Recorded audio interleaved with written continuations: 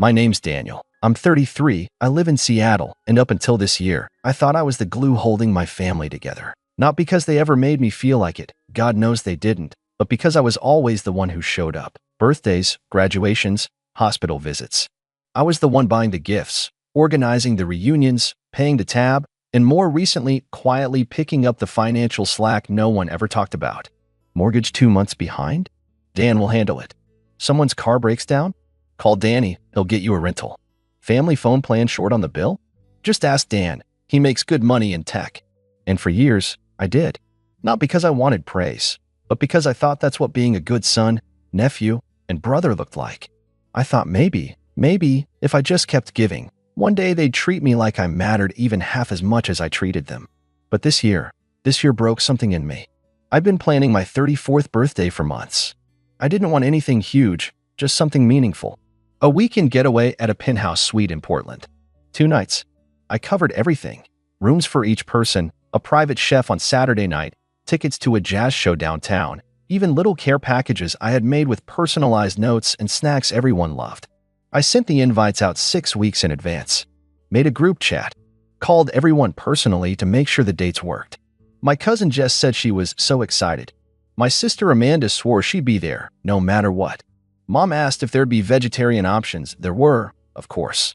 I even double-checked the room assignments 3 times to make sure no one would end up sharing if they didn't want to. Friday came. I checked into the suite early, did a walkthrough, and left everyone's envelopes on the beds, each with a handwritten note and a little card with the weekend schedule. Then I waited. Check-in time passed. No one. An hour. Still nothing. I texted the group. Hey, just checking. Everything okay?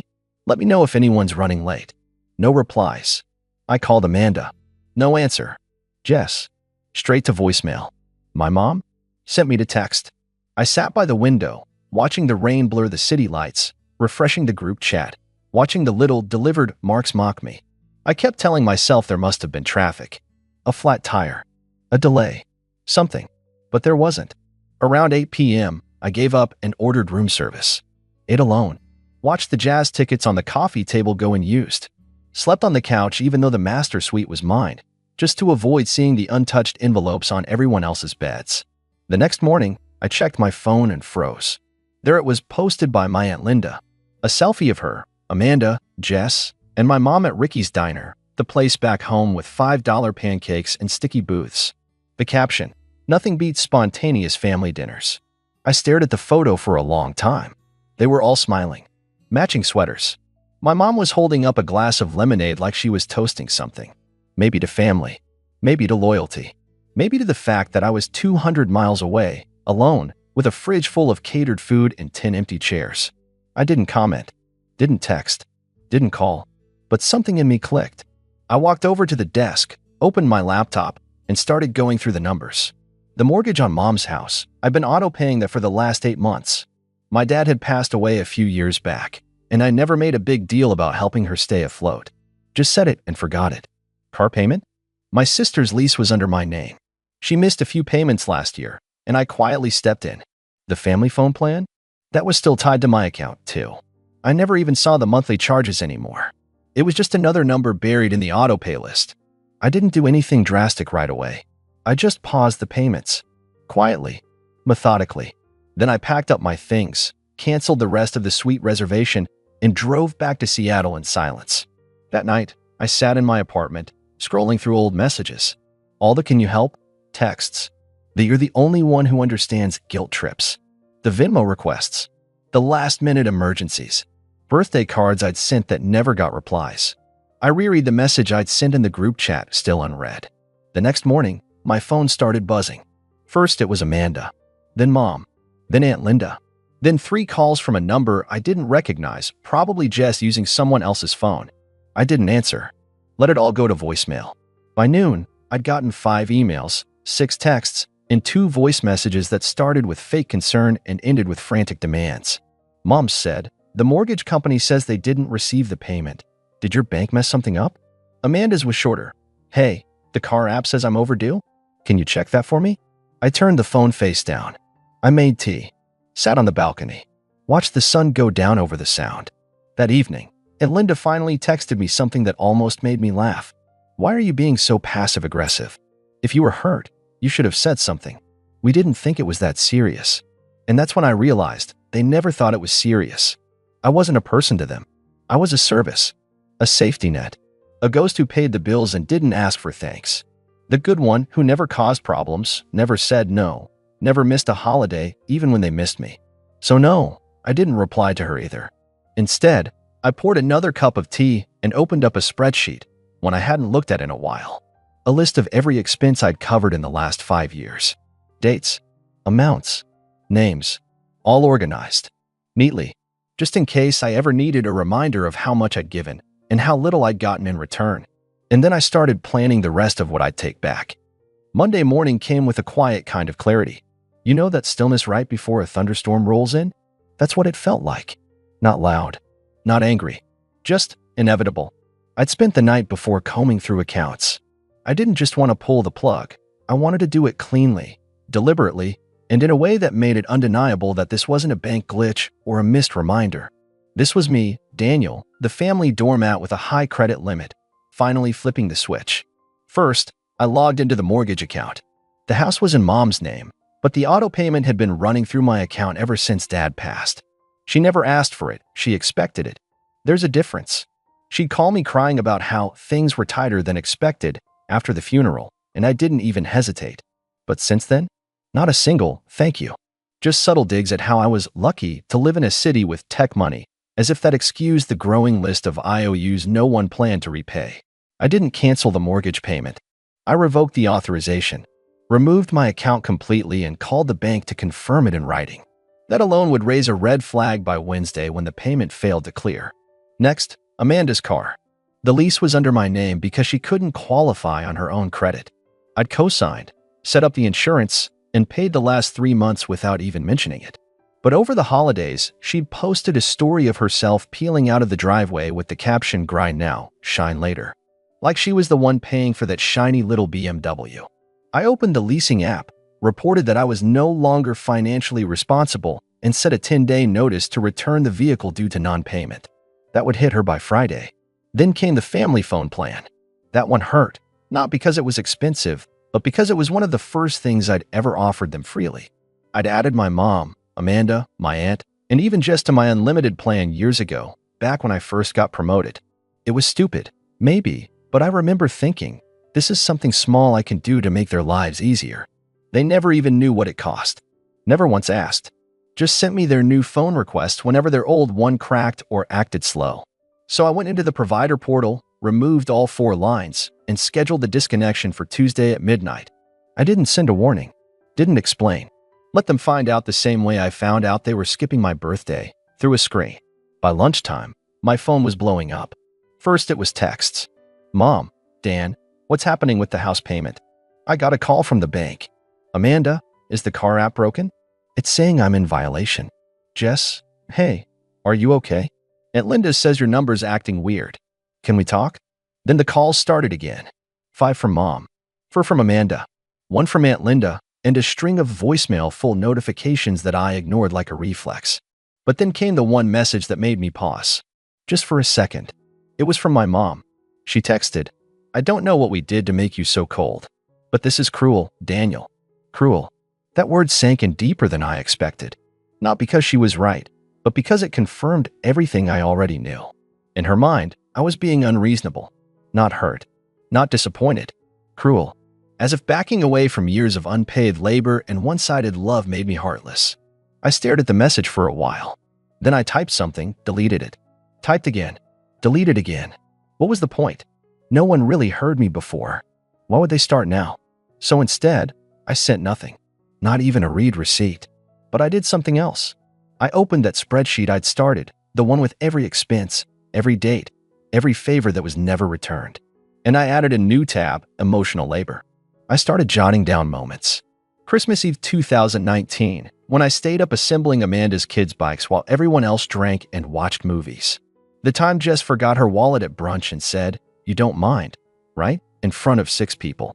My mom's 60th, when I footed the catering bill and she spent half the party telling her friends how distant I'd been lately.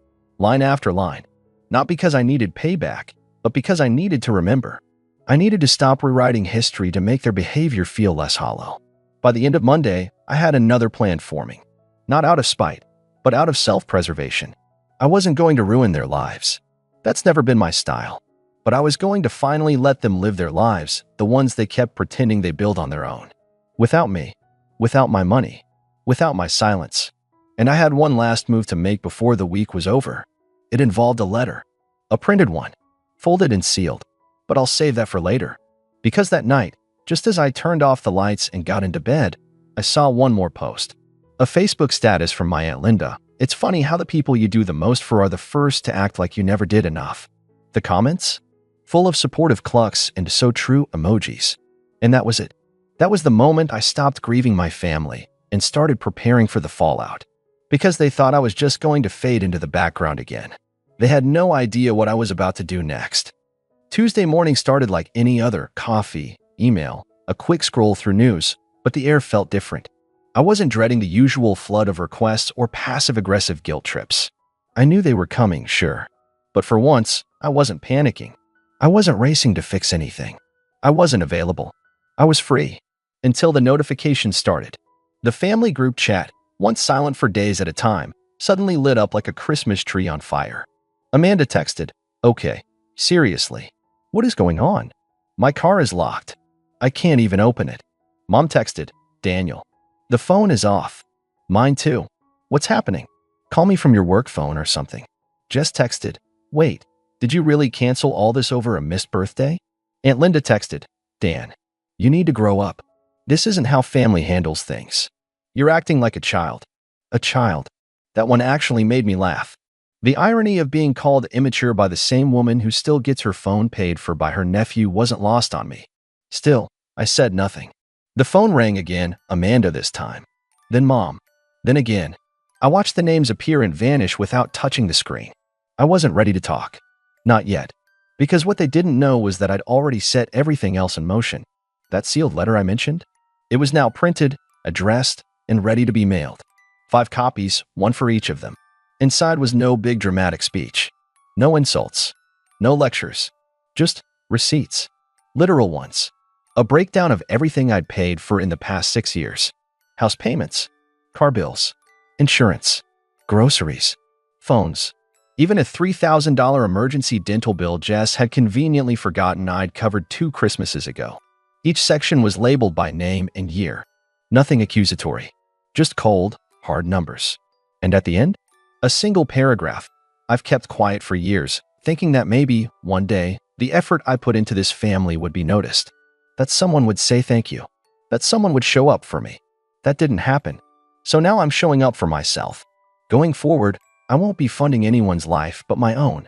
Consider this the last favor I'll do in silence. I didn't include a return address. Just a type name, Daniel M. By Wednesday, those letters would arrive. By Thursday, the next wave would hit. Because while they were scrambling to figure out how to keep the lights on, I was making sure they finally saw the cost of everything they took for granted. But what none of them realized yet, what I hadn't told anyone, was that this wasn't just about the money. It was about the truth. See, for the past 2 years, I'd been quietly documenting everything. Not just the expenses, but the conversations, the messages, the screenshots, the voice notes. Every time I was gaslit, guilt-tripped, or brushed off, I had it all. Not because I ever planned to use it, but because somewhere deep down, I always knew this day would come. That I'd have to prove to myself that I wasn't crazy. That I had been used, dismissed, taken advantage of. I wasn't going to post it online. I wasn't going to start a war. But I was going to tell my story. In my words. And I knew exactly how. See, what I hadn't told them, and what they clearly never bothered to ask, was that I'd recently started writing under a pseudonym. Just short essays. Personal stories. Observations about family, loyalty, and boundaries. I submitted one to a mid-sized blog that focused on emotional wellness and recovery from toxic relationships. A piece titled, "The Invisible Sun." They published it last week. The timing couldn't have been more perfect. And judging by the traction, it was already getting shares, comments, emails from strangers thanking me for finally putting their feelings into words. I wasn't alone. The most popular comment so far? I thought I was the only one. "Thank you for making me feel seen." I hadn't responded yet, but I would, because that's who I am. I show up, for people who actually see me. By Wednesday morning, when the letters landed and the phone stayed off, I imagined the panic would hit a new level. There'd be yelling, blaming, maybe even a rushed plan to stage an intervention or rope in a neutral cousin to mediate. But that wasn't going to work anymore, because I was done waiting for them to act like a family. They'd made their choice the night they skipped my birthday and smiled for selfies at a cheap diner. And I'd made mine when I stopped answering. But the real twist? That was still coming. Wednesday morning came with no real surprises, only the deep, detached calm that settles in when the storm you've been waiting for finally arrives. I woke up to 17 missed calls, 5 voicemails, 2 long emails with subject lines in all caps. My phone buzzed like a beehive about to collapse, each new ping another ripple in the aftermath I'd already made peace with. The letters had been delivered. I knew that because Jess texted me short, clipped, and full of nerve. She said, "You really kept receipts? Over $12,000? Are you trying to shame us?" "No, Jess. If I wanted to shame you, I'd have sent copies to your workplace." Then Aunt Linda chimed in, this time via email. "Daniel, this is an unnecessary escalation. Family isn't about transactions. We've all made sacrifices. You just happened to be in a position to help. You should feel proud, not resentful." I stared at that sentence. You just happened to be in a position to help. And there it was, the final confirmation. In their eyes, none of what I gave was generosity. None of it was sacrifice. It was just expected. I wasn't a son, or a brother, or a nephew. I was a debit card. No one called to apologize. Not sincerely.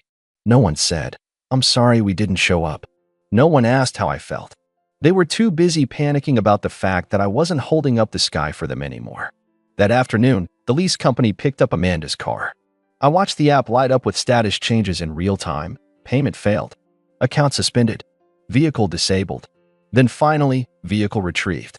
It must have been a scene. Amanda, standing in her apartment parking lot in gym clothes, watching her little BMW get towed away while yelling at someone who couldn't help her. Probably still assuming I'd swoop in last minute. But I didn't.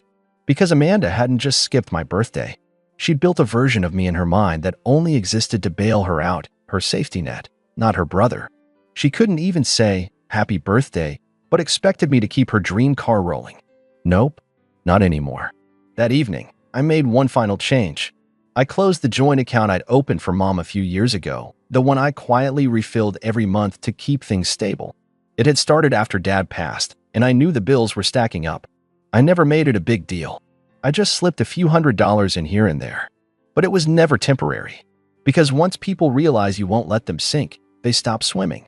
I transferred the remaining balance, just under $1,400, into my personal account, then shut it down completely. No note. No heads up. Just done. Within an hour, my phone rang. It was Mom. I didn't pick up, but she left a voicemail. "Daniel, what are you doing? This isn't you. You don't do this. I don't understand why you're being so cruel. If this is about your birthday, we can fix it. I'll make it up to you. But this is overreacting. No, this wasn't about my birthday. This was about every birthday, every Christmas, every phone call that only came when someone needed a favor. Every time I was treated like an afterthought unless I was opening my wallet.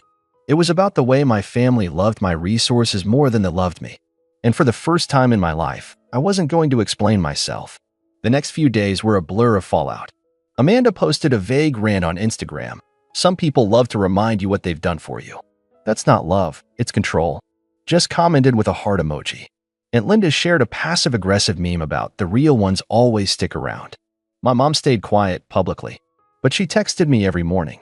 First with pleading, then guilt, then silence. And then Friday night, something I hadn't expected. A long, handwritten letter arrived in my mailbox. Not typed, not emailed. Actual pen on paper. It was from my mom. It wasn't perfect.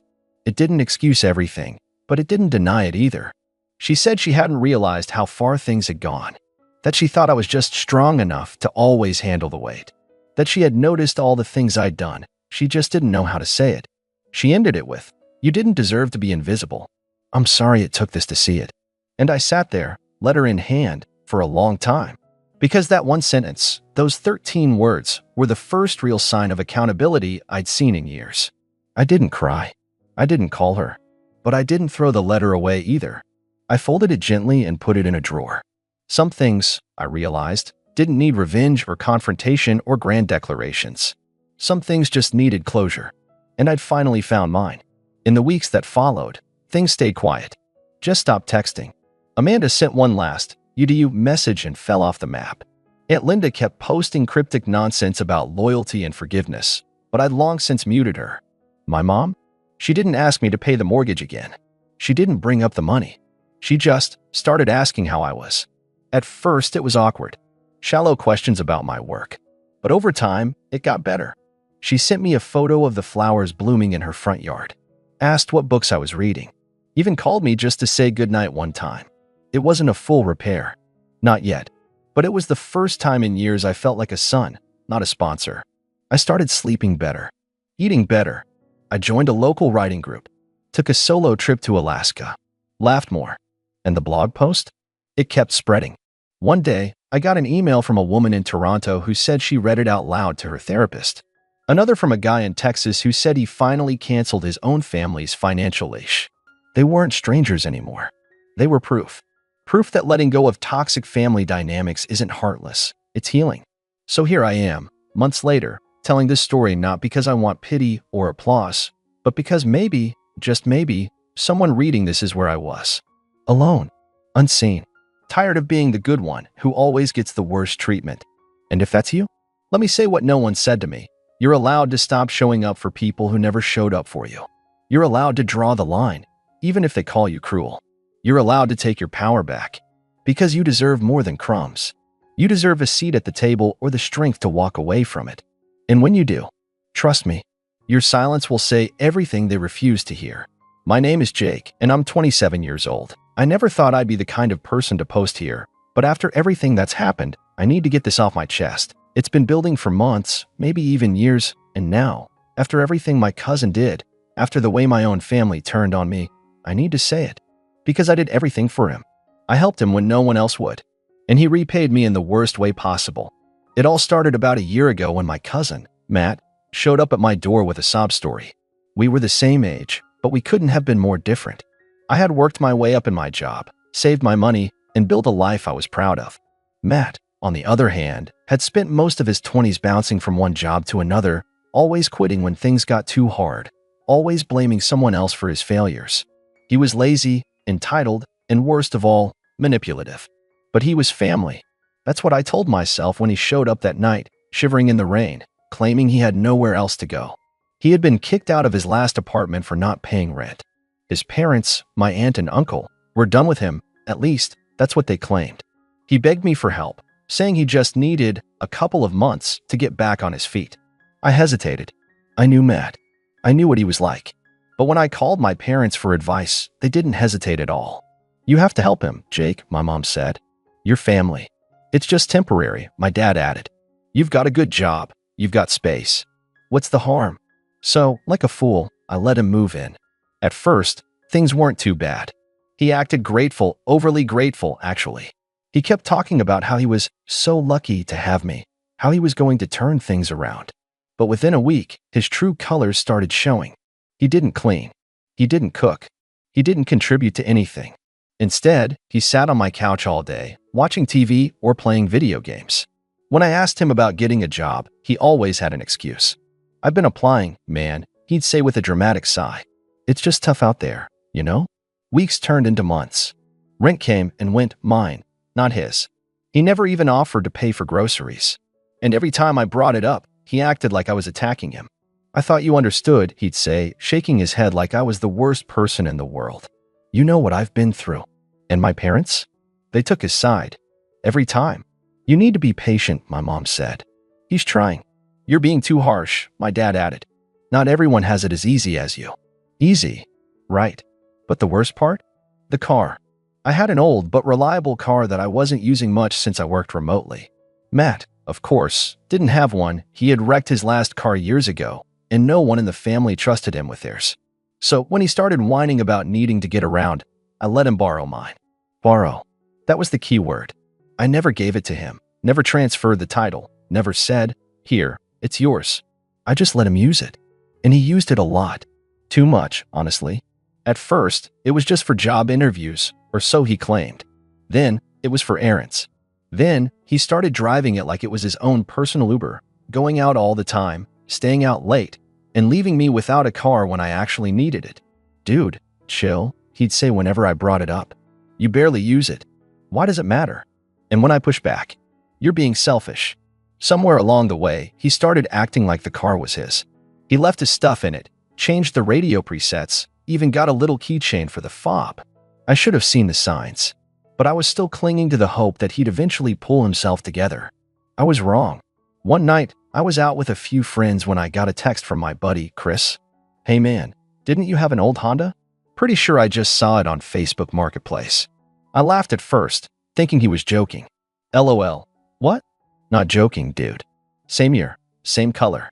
Looked just like yours. Listed under some guy named Mike. My stomach dropped. I excused myself and clicked on the link Chris sent. And there it was. My car. My car, listed for sale. The photos showed it parked in a random driveway, with a caption that read, "Runs great. Need gone ASAP. Serious buyers only." The asking price? A couple $1,000s. I felt my hands clench into fists. There was no way, this was real. I stared at the pictures, my brain scrambling for some kind of explanation. Maybe it was a coincidence? Maybe someone else had a car just like mine? But then, I zoomed in on one of the pictures, and I saw it. Hanging from the rearview mirror was the same stupid keychain Matt had bought a few weeks ago. The same one he had bragged about, saying it made the car feel more like his. I felt a cold wave of anger crash over me. I got up, left my friends behind, and headed home. I needed answers, and Matt was about to give them to me. I drove home, my hands gripping the steering wheel so tightly my knuckles turned white. My mind raced through every possible explanation, but no matter how I tried to twist it, I kept coming back to the same sickening conclusion. Matt had sold my car. My car. The one I had let him borrow out of kindness, out of trust. The one that was still legally in my name. And he hadn't even bothered to tell me. He had just taken it, listed it, and was probably planning to pocket the cash without a second thought. By the time I pulled into my driveway, my heart was pounding. I stormed inside, not even bothering to slam the door. It wouldn't have made a difference. Matt was sprawled out on the couch, feet propped up on my coffee table, a bowl of chips resting on his stomach. He barely even glanced at me when I walked in. "Yo," he mumbled. I was glued to the TV. "You're home early." I didn't respond. I stalked over, yanked the remote out of his hand, and turned off the TV. "Hey, where's my car, Matt?" His face twisted into a look of confusion, fake and exaggerated, like a bad actor in a high school play. "What do you mean? It's outside, isn't it? Don't lie to me." I stepped closer, my voice low, shaking with barely contained rage. "I saw it. On Facebook Marketplace. You listed it for sale." He blinked. For half a second, I saw it, the flicker of realization that he had been caught. But just as quickly, he slipped into his usual routine, that smug, dismissive attitude that had gotten him out of trouble so many times before. Whoa, chill, dude," he said, pushing himself up to sit. "You think I sold your car? That's insane." I held up my phone, the listing still open. "Then explain this." He squinted at the screen, rubbing the back of his neck like he was thinking real hard. "Huh, weird. Guess someone else has a car just like yours." I laughed, a bitter, humorless sound. "You expect me to believe that? The exact same car? Same year, same model, same little keychain you bought last month?" His face twitched, but he recovered quickly. "Look, man, I don't know what you want me to say. It's not my listing." I clenched my jaw so hard it hurt. "Then you won't mind if I message the seller and ask to come see it?" For the first time, real panic flashed across his face. He opened his mouth, closed it, then forced out a laugh. Okay, fine. Maybe I was thinking about selling it." "You were thinking about it?" I repeated, my voice sharp. "Or you already did?" He threw up his hands. "Why are you freaking out? You never even used that car. It just sits there." I figured, hey, why not get some cash for it? Maybe split it with you, split it. I barked out another laugh. "Matt, it's not your car to sell." "Dude, come on," he scoffed. "I've been the one driving it. I put gas in it. I take care of it, taking care of it." I cut him off. "You've been treating it like a free ride while I pay for the insurance. And that doesn't change the fact that my name is on the title. Legally, you can't sell it." He rolled his eyes and flopped back onto the couch. "Geez, man, you're making such a big deal out of this. It's just a car." I clenched my fists at my sides, forcing myself to take a breath. I had spent months putting up with Matt's laziness, his entitlement, his complete lack of respect for me, my home, and my kindness. But this was different. This was theft. And worse, he wasn't even sorry. He wasn't even trying to make it right. Did you already sell it? I demanded. He hesitated. That was all the confirmation I needed. My stomach twisted as I realized what this meant. If he had already taken the money, the car was gone.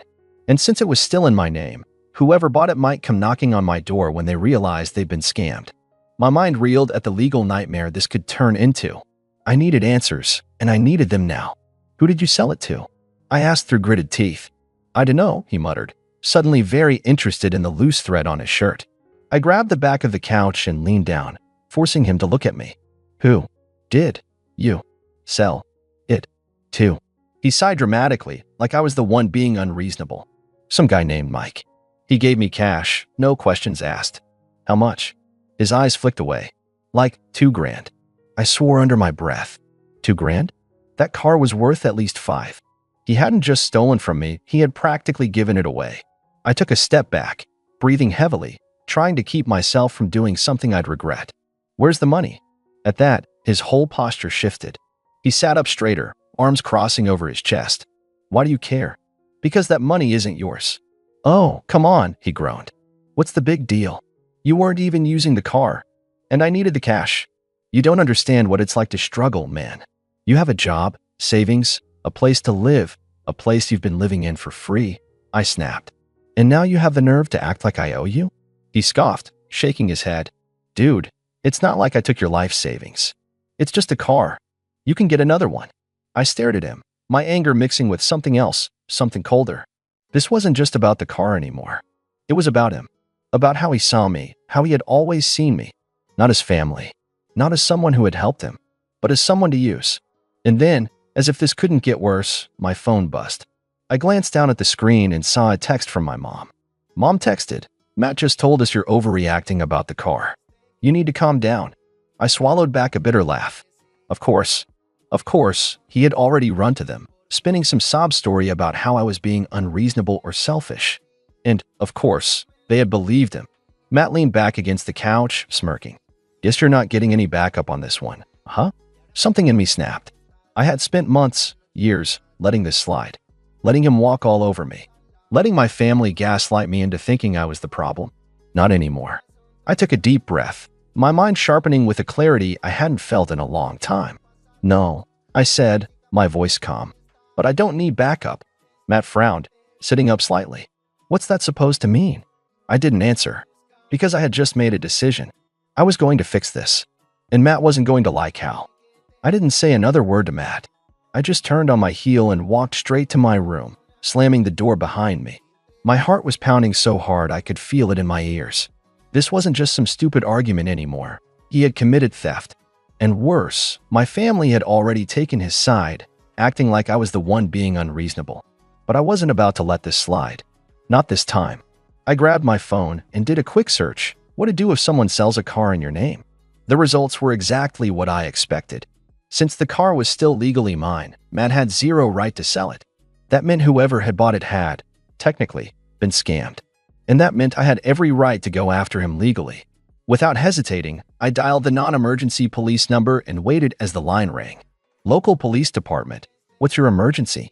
I need to report a stolen vehicle, I said, forcing my voice to stay calm. My cousin sold my car without my permission. It's still in my name, and I just found out about it. The dispatcher asked me a few questions. What kind of car? When it was sold? Who had bought it? I gave them everything I knew. The make, the model, the year, even the details of the guy Matt had mentioned, Mike. After a pause, the dispatcher said, since the car is legally in your name, this is considered fraud and theft. We'll send an officer to your address. I hung up, exhaling slowly. My hands were still shaking. Not from fear. From rage. I stepped out of my room and found Matt still lounging on the couch, scrolling through his phone like nothing had happened. He didn't even look up. Hey, just so you know, I said, my voice deceptively casual. I called the cops. That got his attention. His head snapped up, eyes wide. Wait, what? You heard me. The police are on their way. Since you sold the car illegally, it's theft. His phone slipped from his hands and landed on the floor with a dull thud. Dude, are you serious? Dead serious. You called the cops on me? He shot to his feet, his face turning red. Are you insane? What is wrong with you? I folded my arms. What's wrong with me? You stole my car. You sold it. You lied about it. And now you're acting shocked that there are consequences? His mouth opened and closed, but nothing came out. For the first time since this all started, I saw something in his expression I hadn't seen before. Fear. Then, right on cue, we both heard the sound of a car pulling up outside. I walked to the window and peeked through the blinds. A black and white police cruiser had just stopped in my driveway. Two uniformed officers stepped out. Matt took a step back, his face draining of color. Dude, just tell them it was a misunderstanding, okay? We can figure this out without the cops. I turned to face him, my expression cold. Should have thought about that before you stole from me. Before he could say another word, there was a knock at the door. I opened it. Are you the one who called? One of the officers asked. Yeah, I said. Come in. The officers stepped inside, their gazes flicking between me and Matt. One of them, a middle-aged guy with a thick mustache, pulled out a notepad. You reported that your car was sold without your permission? I nodded. Yeah, it's still legally mine. He had no right to sell it. Matt let out a nervous laugh. Guys, come on. This is just a family thing. No need to get the law involved, right? The second officer, a younger woman with sharp eyes, glanced at me. Who has the money from the sale? I didn't hesitate. He does. Both officers turned to Matt. He raised his hands in surrender. Okay. I have it, all right? Look, I needed the cash, and I thought he'd be fine with it. Doesn't matter, the mustached officer said flatly. Since the car is in his name, selling it without permission is illegal. That money doesn't belong to you. Matt looked at me, eyes desperate. Come on, man, do you really want to do this? I crossed my arms. Give me the money. He hesitated, then let out a long sigh before trudging to his room.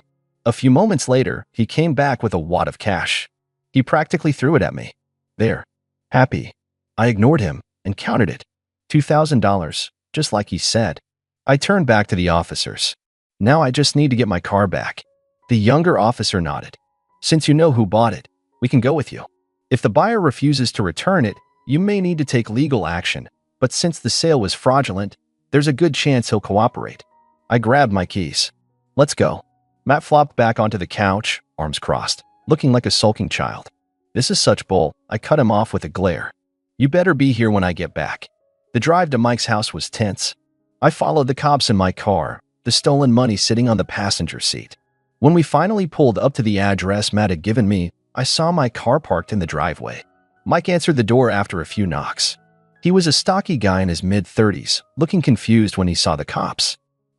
Can I help you? The mustached officer got straight to the point. Sir, we're here about the car you recently purchased. Mike's face shifted. Oh, man, this about the kid who sold it to me? Yeah, I had a weird feeling about that. He was real eager to get rid of it. I stepped forward.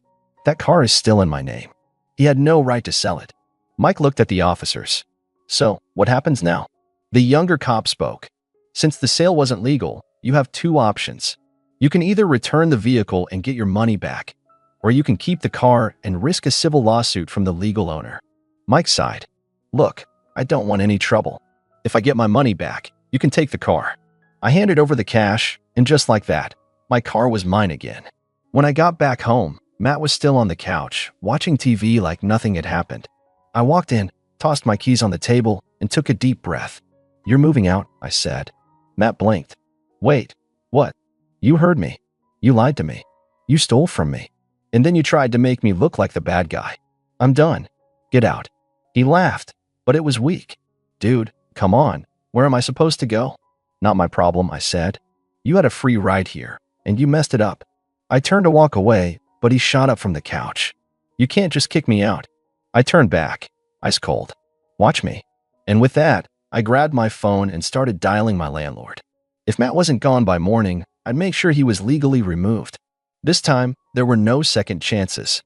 The next morning, I woke up to the sound of drawers slamming and heavy footsteps thudding across the apartment. For a second, I thought I was dreaming. Then I heard a string of muttered curses, followed by the unmistakable sound of a zipper being yanked shut. I threw off my blanket, rubbed the sleep from my eyes, and walked out into the living room. There was Matt, shoving his clothes into a duffel bag with the kind of aggression that made it clear he was not handling this well. He was all tense shoulders and angry movements, yanking his hoodie over his head like he wanted to strangle it. "You happy now?" he muttered, barely looking at me as he zipped up his bag. "Kicking your own family out? Over a stupid car?" I folded my arms, leaning against the doorway. "It wasn't just about the car, Matt." My voice was level, but there was an edge to it. "It was about everything. You lying to my face. You selling something that wasn't yours. You treating me like a free ride instead of a cousin." Matt let out a bitter, humorless laugh. "Yeah, because you never needed help, right?" He finally turned to face me, his eyes sharp and full of resentment. "You think you're better than me, huh? Just because you got your life together and I don't." I stared at him for a long moment, then shook my head. "This isn't about me being better than you. It's about me being done with you taking advantage of me." He scoffed. "Taking advantage? You offered to help me. I didn't ask you to let me stay here. You said I could. I didn't beg you to help with my loans. You said you'd cover them. But the second it's not convenient for you anymore, you throw me out?" He gestured wildly. "You don't just do that to family." I clenched my jaw, forcing myself to stay calm. "Matt, there's a difference between helping someone and being used. I let you live here rent-free because I thought you needed time to get back on your feet. I paid off your loans because I thought it would help you start fresh. But instead of making the most of it, you just took more. And when you ran out of things to take, you stole from me." He scowled, gripping the strap of his bag so tightly his knuckles went white. "I didn't steal from you. You sold something that wasn't yours and lied about it." I shot back. "What else would you call that?" His mouth pressed into a thin line. He didn't have an answer to that. Instead, he let out a frustrated breath, adjusting the strap of his duffel bag before marching toward the door.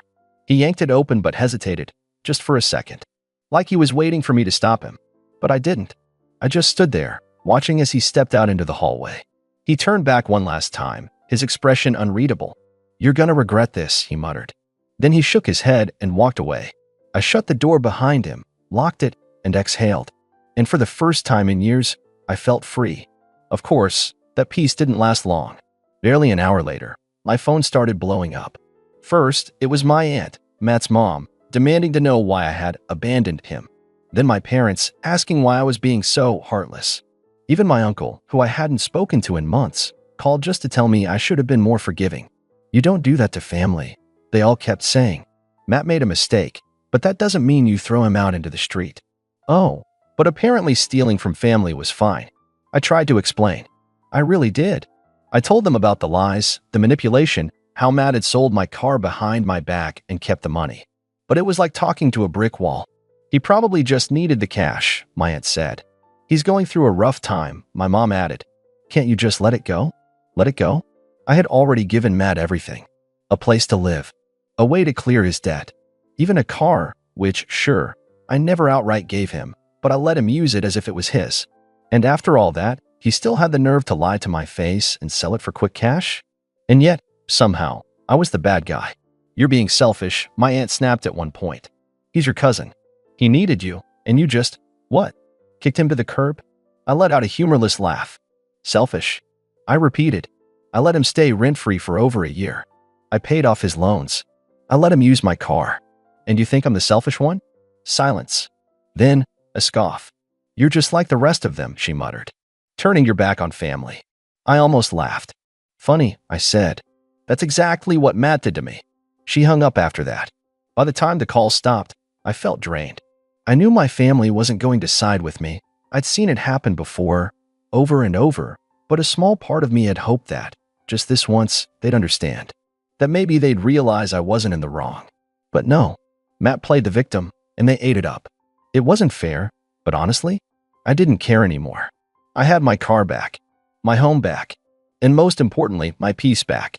Matt was finally out of my life, and no amount of guilt tripping from my family was going to change that. But what do you think? Was I too harsh for kicking him out, or was it the right move? Let me know your thoughts.